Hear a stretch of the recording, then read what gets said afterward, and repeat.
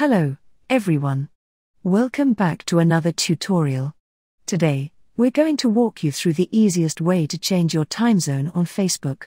So, grab your devices and let's dive in. First things first, open your Google browser.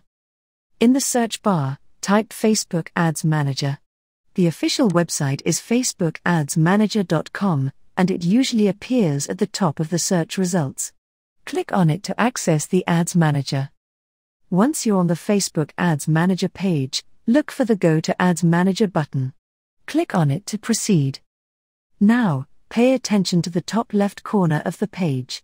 You'll see 3 horizontal lines. Click on them to reveal a menu.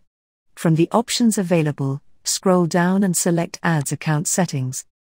Within the Account Settings, you'll find the Payment Settings option.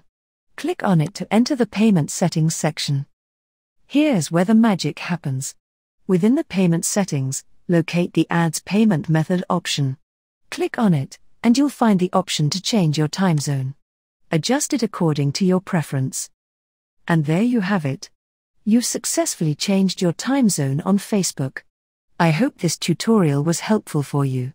Don't forget to give this video a thumbs up if you found it useful, and subscribe for more tutorials.